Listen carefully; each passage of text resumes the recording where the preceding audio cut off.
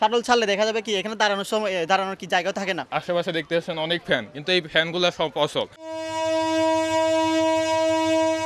দেশের একমাত্র shuttle train Chittagong বিশ্ববিদ্যালয়ে শহর থেকে ২৪ কিলোমিটার দূরে অবস্থান হয় ক্যাম্পাসে যাতায়াতের জন্য শিক্ষার্থীদের কাছে শাটল ট্রেন খুবই গুরুত্বপূর্ণ।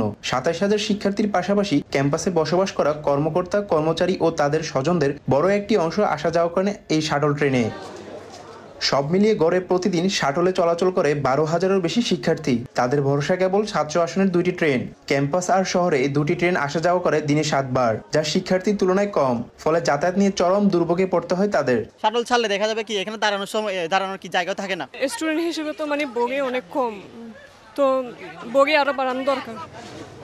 শিক্ষার্থীর তুলনায় আসন সংখ্যা কম হয় প্রতি ট্রেনই অর্ধেকের বেশি ছাত্রছাত্রীকে দাঁড়িয়ে যেতে হয় ১.৫ ঘন্টার পথ। একটি বগিতেও চলে না লাইট ফ্যান। আবার কেউ ট্রেনের ভেতর জায়গা না পেয়ে জীবনের ঝুঁকি নিয়ে উঠে বসেন ছাদে। এতে প্রায় মারাত্মক দুর্ঘটনা ঘটে। আশেপাশে দেখতে পাচ্ছেন অনেক ফ্যান, কিন্তু এই ফ্যানগুলো সব অচল। মানুষ বসতে পারছে না, এরপরে গরম অনেক, তো সবাই অনেক অসুস্থ হয়ে যাচ্ছে। শাটল ট্রেন যে সমস্যা সেটি হচ্ছে দীর্ঘদিনের সমস্যা। প্রশাসন আসে, প্রশাসন যায়, আমরা এটার ব্যাপারে কোনো টেকসই যে সমাধান আমরা টেকসই সমাধান পাই না।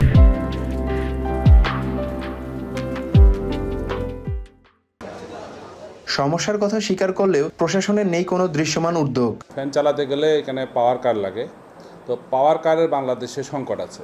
তো ওনারা আমাদেরকে আশ্বস্ত করেছেন অন্তত একটা ট্রেনের জন্য ওনারা একটা পাওয়ার কার আমাদের এখানে সংযুক্ত করবেন। আমরা পরবর্তীতে বললাম যে আমাদের আর একটা ট্রেন আছে, তো এটা কি হবে, বলে যে ওটা আমাদের সময় লাগবে। বিভিন্ন সমীক্ষা বলছে প্রতি অর্থবছর শুধুমাত্র যাতায়াত খরচ বাবদ শিক্ষার্থীদের কাছ থেকে প্রায় ৭৬ লাখ টাকা আদায় করে বিশ্ববিদ্যালয় প্রশাসন। তারিফ রহমান, সময় সংবাদ, চট্টগ্রাম বিশ্ববিদ্যালয়।